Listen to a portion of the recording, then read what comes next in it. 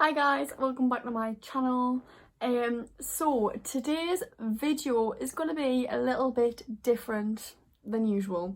Usually I do very girly topics like Q&As, get ready with me's, all that. But today we are going to be looking at the case of Milly Dowler. The reason I thought of doing this was because I'm really interested in true crime. Like, I'm so interested in true crime, and I know so many other people who watch my channel are. So I just thought that you would all appreciate it if I did a true crime video. This researching for the true crime took so long. Like, I did not expect it to take this long. I did not even know. Like, wow. I've usually got my videos recorded like a week in advance, and then I've got a week to edit them. But with this one, it took us so long. Like, oh my god, but it was so worth it. Before I get started, I just want to say that anything I'm saying is not meant to upset or harm any victim or victim's family. I will link the two videos that I watched in the description box down below. One of them was by Eleanor Neal, and she literally just went through the whole case, Milly Dowler, and then there was a documentary by BBC called Taken, which I watched as well, which was really good in like understanding the whole case.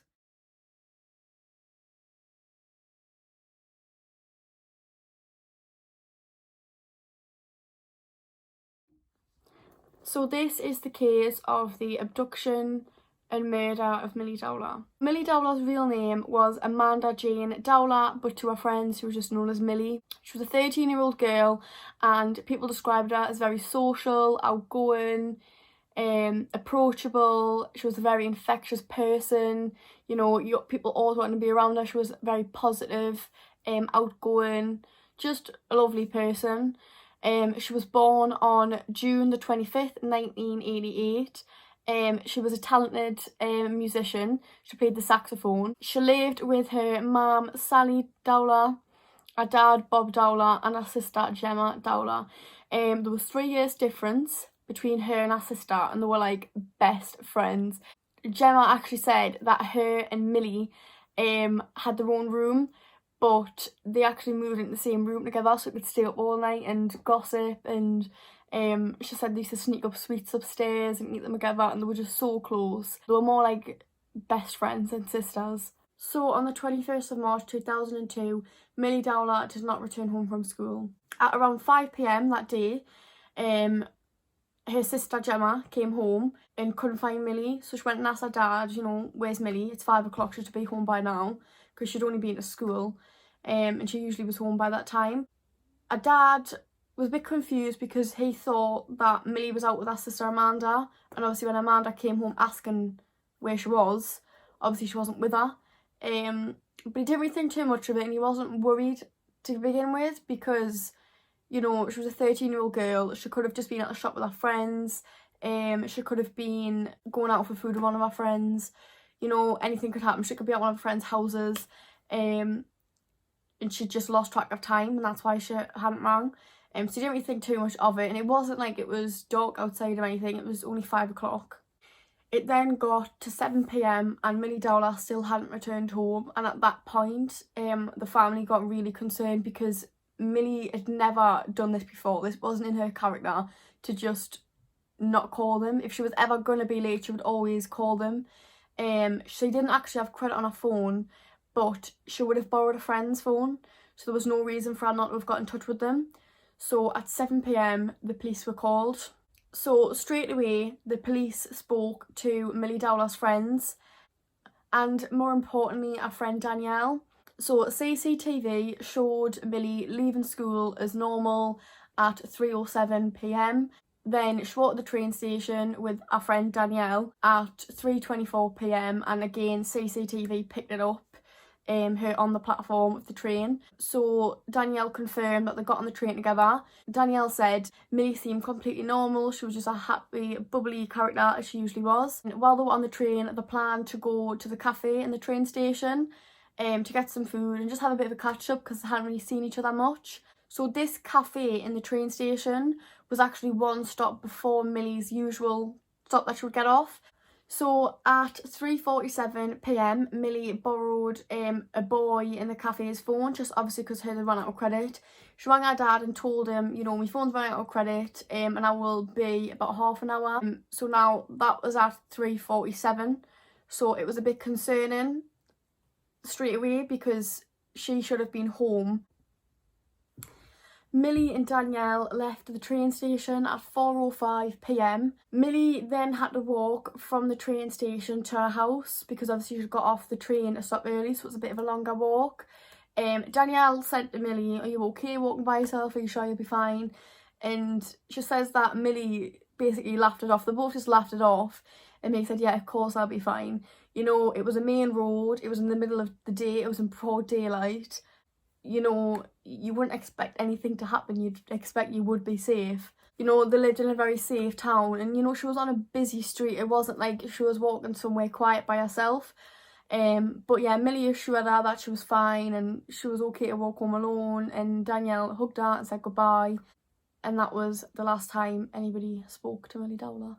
3 minutes later, Milly was spotted by her sister's friend who was at the bus stop on the opposite side of the road. Her bus then turned up, so she got on the bus, and about 30 seconds to a minute later from seeing her, she then got on the bus and looked out the window and she couldn't see Milly. She was a bit confused where Milly was because she'd only literally just got on the bus. Like I said, it was 30 to 60 seconds tops, and she couldn't see Milly anyway, but at the time she didn't think much of it, because why would you?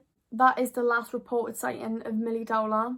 The next day, 100 police officers were put onto this case straight away, alongside detectives and helicopters.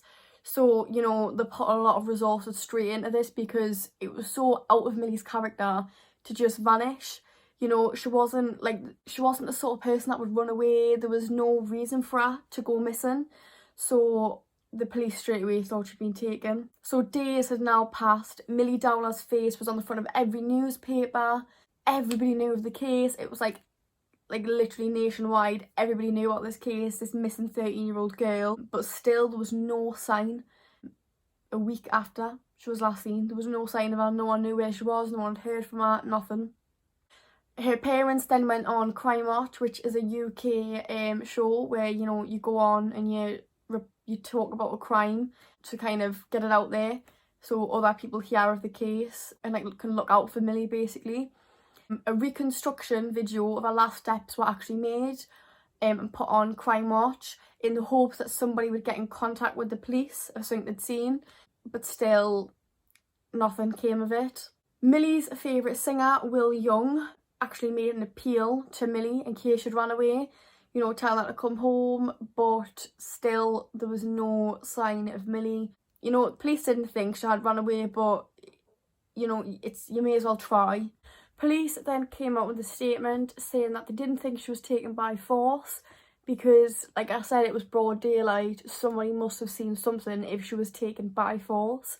And also, Milly's sister's friend had literally looked away for about a minute, so it would most likely take longer than a minute to take somebody by force. There was CCTV of where Milly was last seen, but unluckily it had been raining the day before and it was also very sunny, so the footage was really bad when it rotated, because it was a rotating CCTV camera, so it would rotate the whole way around, and when it got to about here you could see all of the water on the lens, and then as it kept rotating that way the sun was glaring on it, so you literally couldn't see where Milly was. Like, it didn't pick up anything of where Milly was because of how bad the footage was.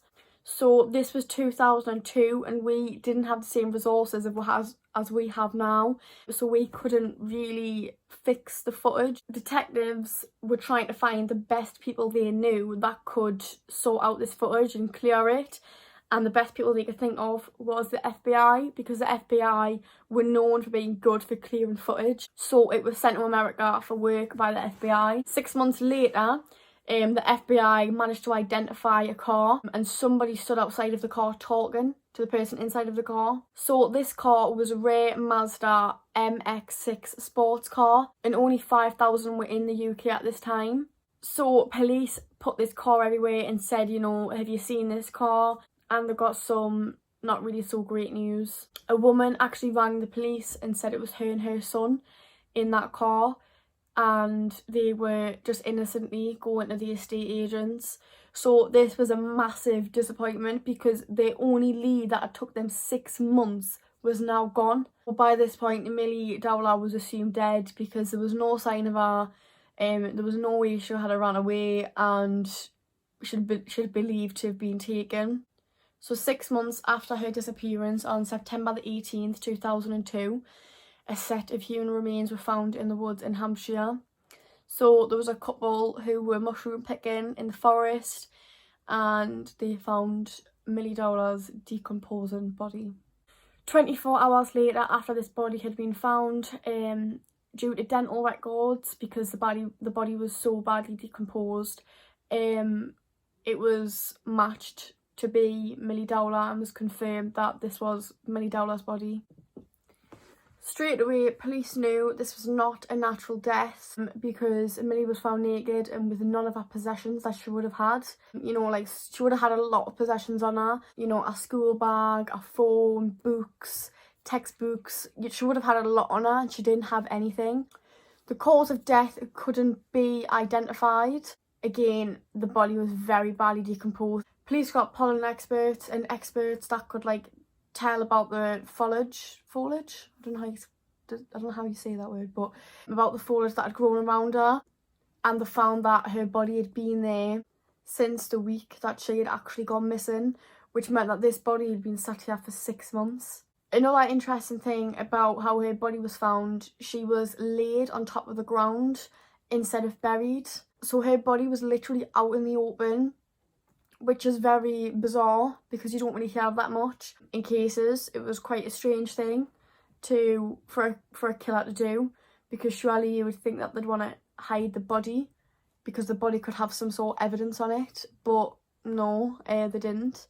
Exactly 1 year after she went missing, Milly was finally laid to rest, and she had her funeral. So 1 month after Milly's body was found, the police started blocking off the road near the woods, and they questioned everyone that drove past the woods, and they actually questioned over 6,000 people just to find out, you know, if they'd seen anything or if they went to the area often, just kind of looking for potential witnesses or suspects, but nothing came of these questionings.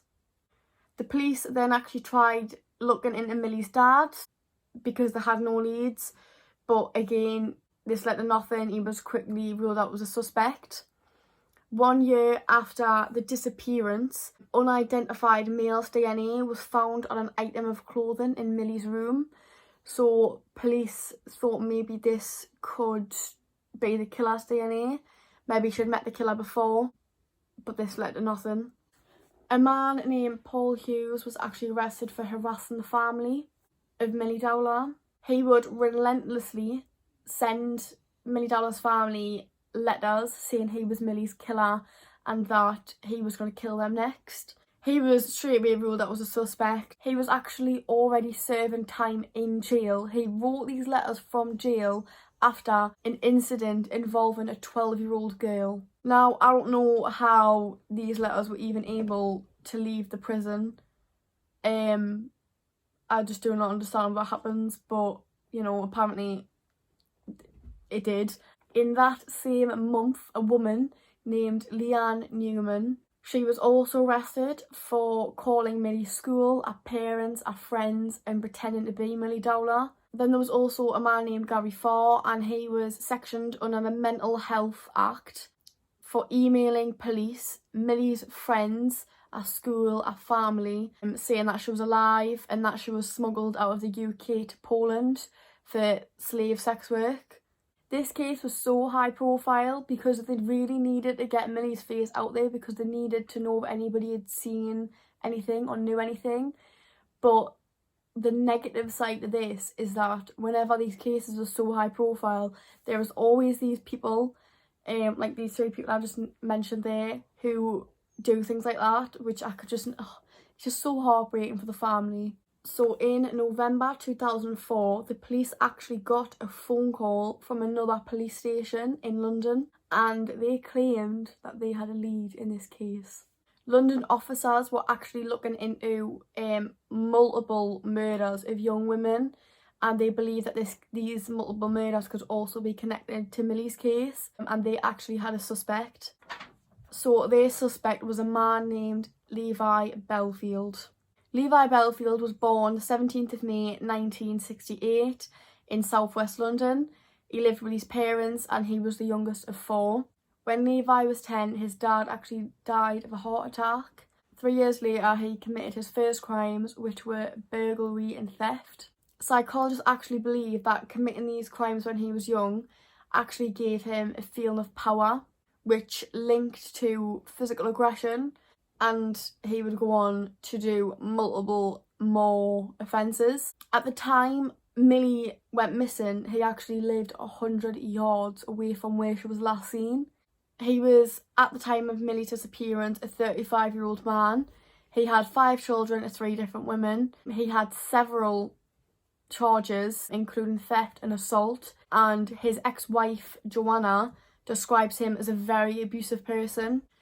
She said he would put out cigarettes on her and chuck her down the stairs. She said he would be fine 1 minute and then he would be raging the next minute. Kind of like there was no in between. He was either okay or he was so angry, and he really had anger problems. So he would change so quickly, and he was very unpredictable. Levi treated women as objects. If they didn't do what he wanted, when he wanted, and how he wanted, then he would have consequences for them. And he was willing to use extreme aggression and violence to get them to behave the way he wanted them to. Joanna said she couldn't open the door, she couldn't go to the shop, she couldn't even open a letter without Levi there. He controlled every aspect of her life, and she had absolutely no privacy while she was with him. Because Levi lived so close to where Milly actually went missing, his house was actually knocked on. The police visited his house to try and speak to him 11 times, but he didn't answer the door any time. Because he didn't answer 11 times, police actually just didn't knock again, which I can't believe that they didn't knock again. This was a missing 13-year-old girl. They should not have been leaving until they had spoke to every person in that neighbourhood. He was a possible suspect or witness, and police really failed on this. He really should have been spoken to, which is just kind of heartbreaking really, because you never know, this case could have been solved back then. It could have been solved that day if they had just spoken to him, but they didn't. At this time in the investigation, he was actually the suspect for 2 other murders and 30 possible assaults. One of the 2 murders was 22-year-old Milly Dowler.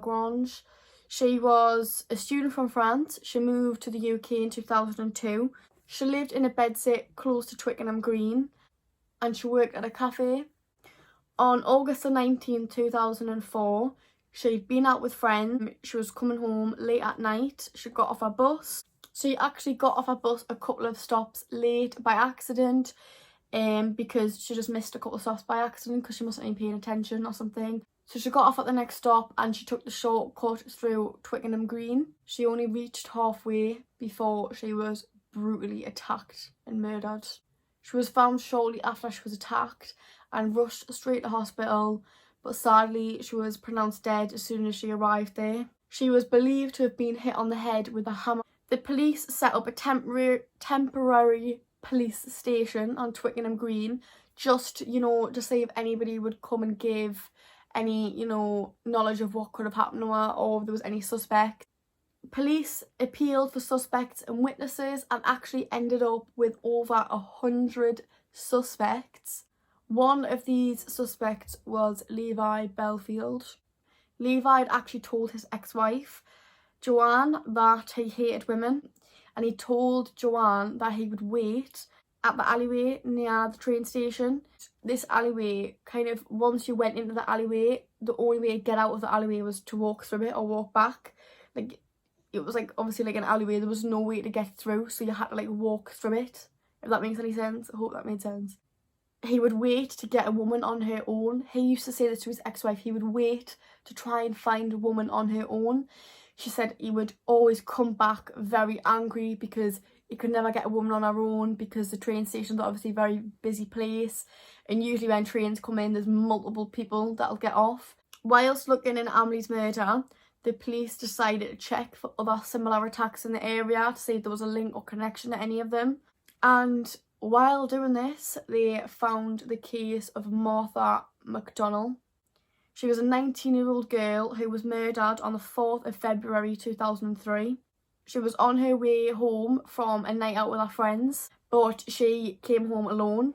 She was hit over the head with a blunt weapon, which again, police thought was a hammer, and died days later in hospital. The murder happened in Hampshire, which was where Milly's body was found. So already police are starting to find links between all of these cases. So police really started looking into Levi in connection to these 3 murders. Also, police found on the 24th of May 2004, 18-year-old Kate Sheedy had been out at a pub with friends. She got the bus home alone again. When she got off, it was pitch black outside. She actually saw a car pulled up on the same side of the road as her, as the bus stop that she came off, and she said she could hear that the car was on but the lights were all off, which she thought was a bit strange.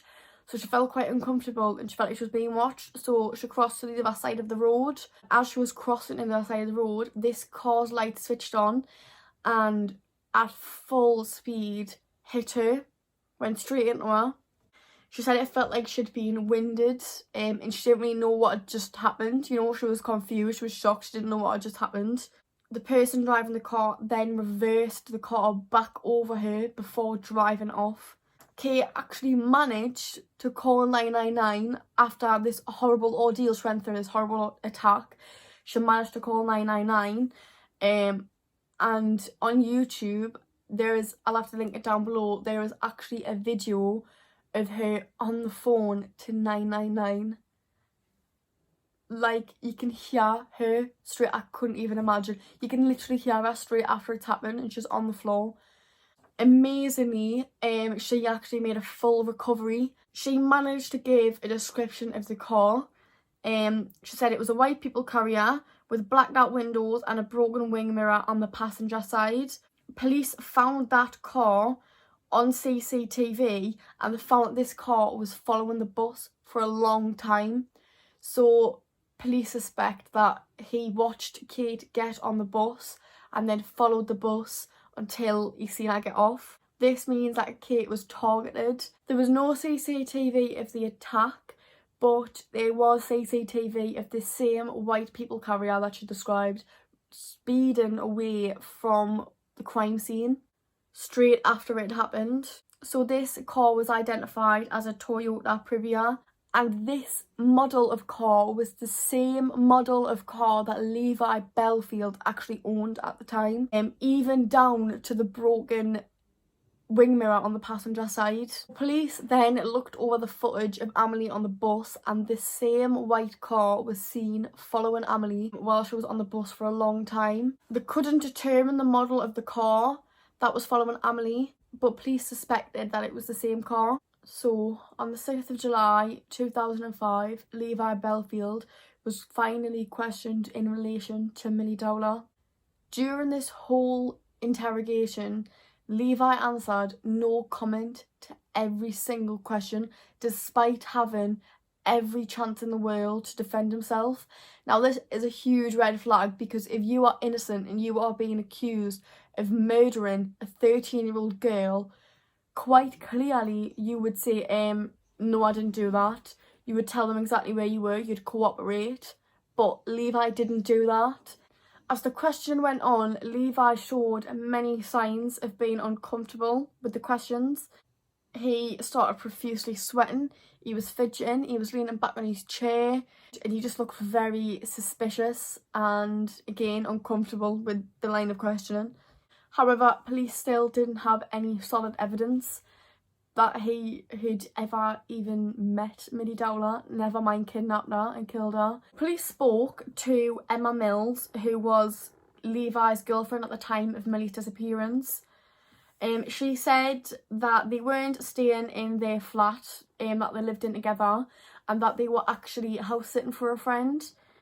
She also said that she had no clue where Levi was at the time of Milly's disappearance. This was very concerning to police because this now meant that Levi had an empty flat only 100 yards away from where she was last seen, and had no alibi to where he was, and wasn't cooperating in any questioning.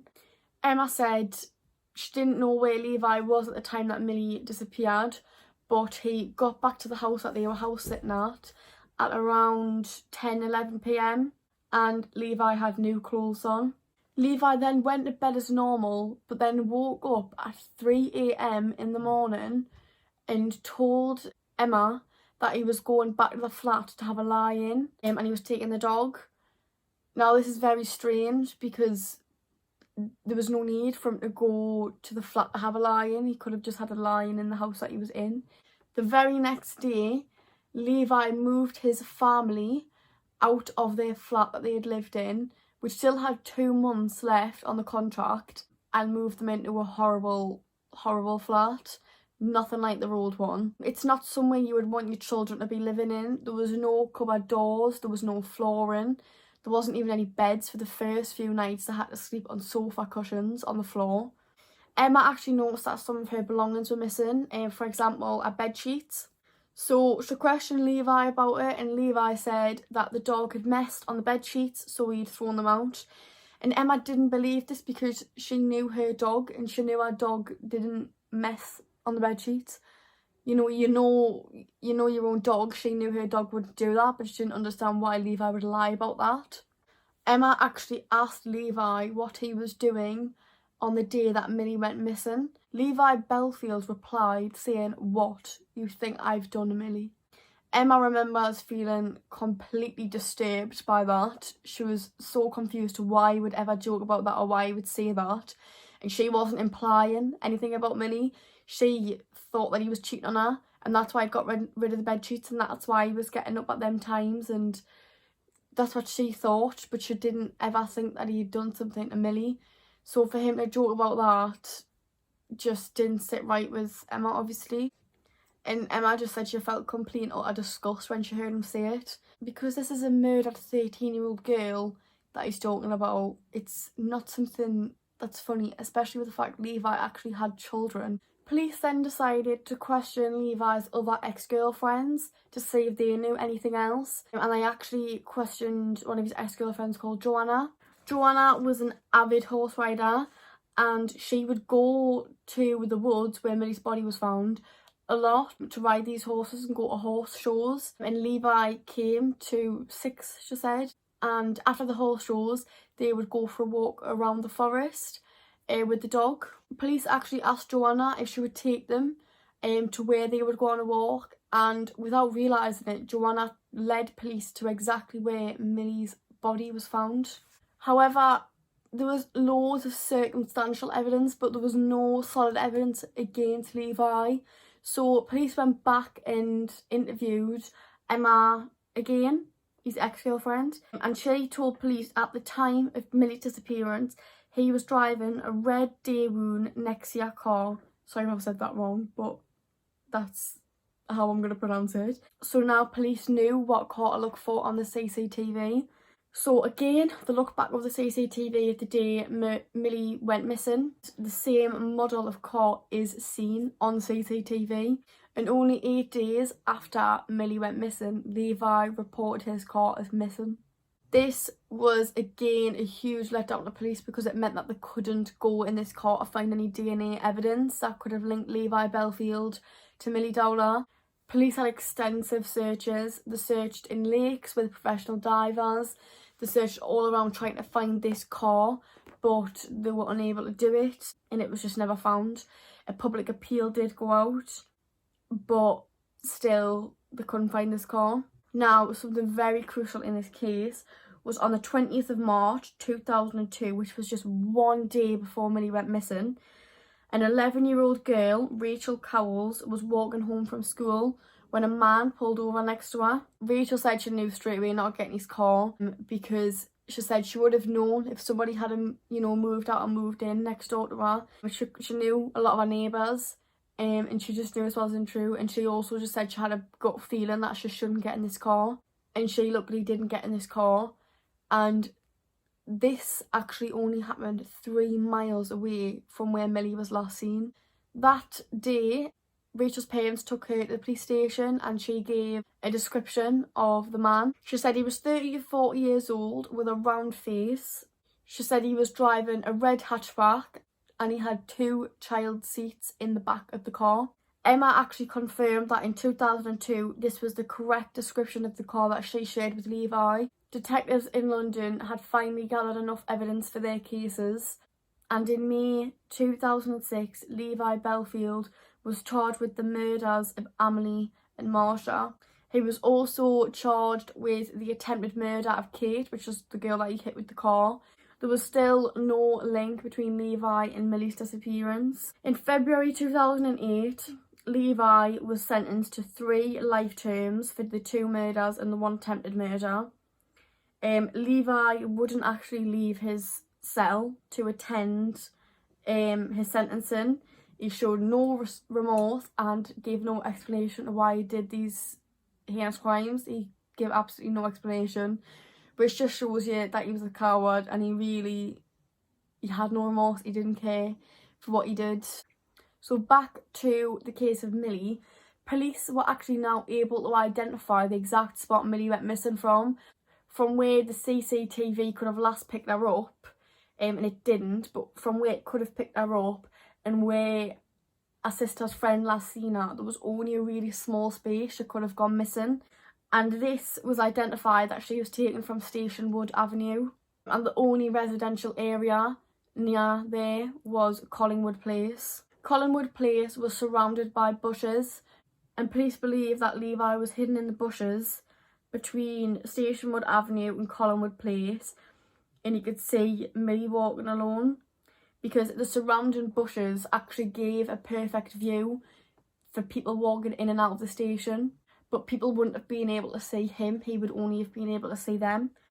Police actually believe that Milly was then snatched and taken into Levi's flat in Collingwood Place, where he then killed her. 25 minutes later, Levi was caught on CCTV leaving Walton-on-Thames completely, and was seen in his red car driving out of the area. Phone records show him heading towards the house that he was house sitting at, but again he didn't get there until 10-11 p.m. And the only person that knows where he was in that time frame is Levi, but obviously nobody else knows, and he has never came out and told anybody what he was doing.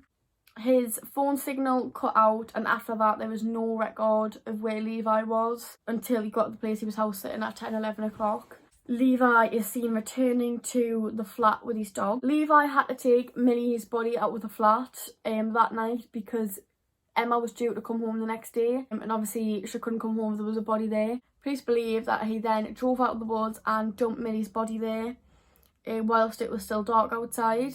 Over the following weeks, after murdering Milly, Levi got rid of any evidence that could link him forensically to Milly. For example, he got rid of his car, which mysteriously was reported missing straight away, which obviously he got rid of it.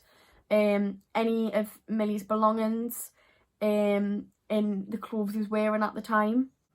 On the 31st of March 2010, 8 years after Milly was murdered, Levi Belfield was finally charged for the murder of Milly Dowler. The trial started May 2011, and this trial wasn't to add time onto his sentence per se. It was more so to get justice for Milly, because he was never going to get out of prison because he already had all of these life sentences, but it was just to get justice for Milly, and give a family a feeling of closure. Levi again refused to go to the stand, again showing him that he was a coward.